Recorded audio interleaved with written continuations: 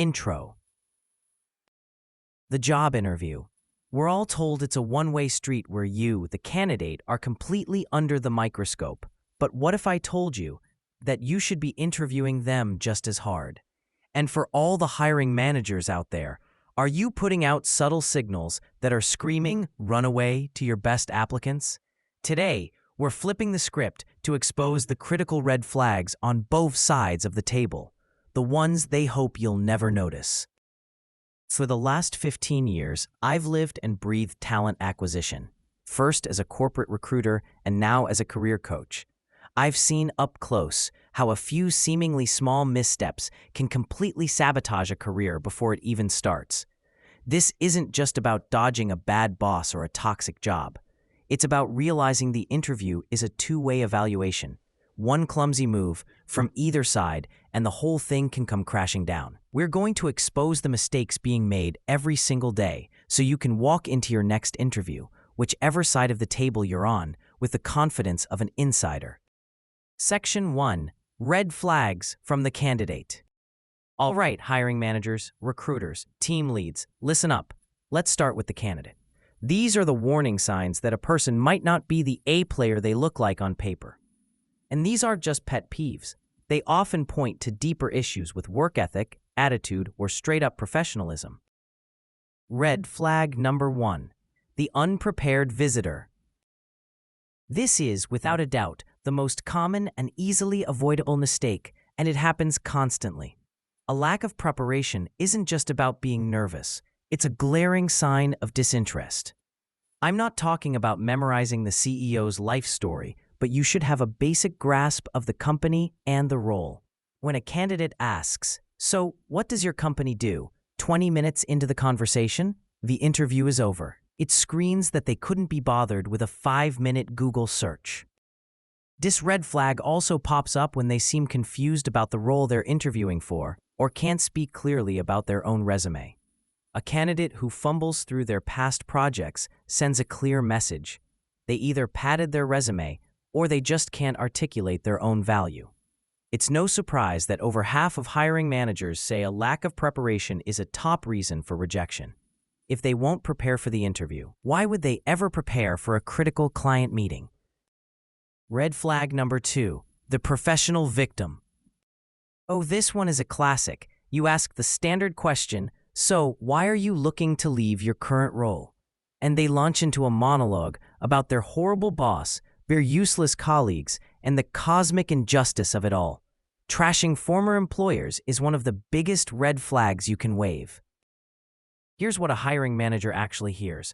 "I can't handle conflict. I don't take accountability, and I'll be talking about you this way in my next interview." Strong candidates know how to frame their exit diplomatically. They talk about the future, about seeking a new challenge, or finding a better cultural fit. They don't burn bridges.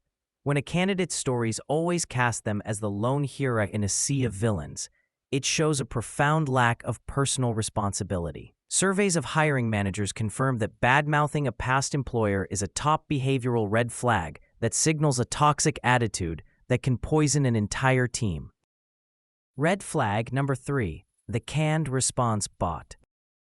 With the rise of AI, this one is more obvious than ever.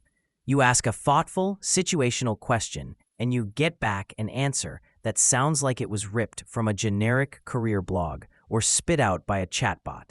It's polished, vague, and has absolutely no personality. Answering, "I'm a hard worker," or "My biggest weakness is that I'm a perfectionist," tells an interviewer nothing.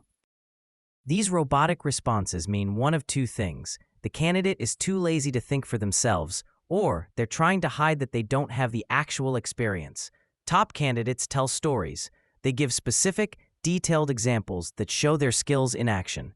Instead of saying they're a team player, they'll describe a project where they had to win over a difficult stakeholder and exactly how they did it. If a candidate's answers are all sizzle and no steak, it's a dead giveaway that they can't back up their claims. Transition. So, we've broken down the signals from candidates that can sink their chances, but let's be honest, this is a two-way street. Companies and interviewers make just as many critical errors. So now, for every job seeker out there, let's flip this around. Pay close attention, because these are the red flags that tell you a great-sounding opportunity might just be a toxic workplace in disguise. Section 2. Red flags from the interviewer and company. Remember, you are interviewing them just as much as they are interviewing you. Don't be so focused on impressing them that you miss the blaring warning signs they're giving you. Red flag number 1. Chaos, disorganization, and disrespect for your time. This is probably the biggest and most telling red flag of them all.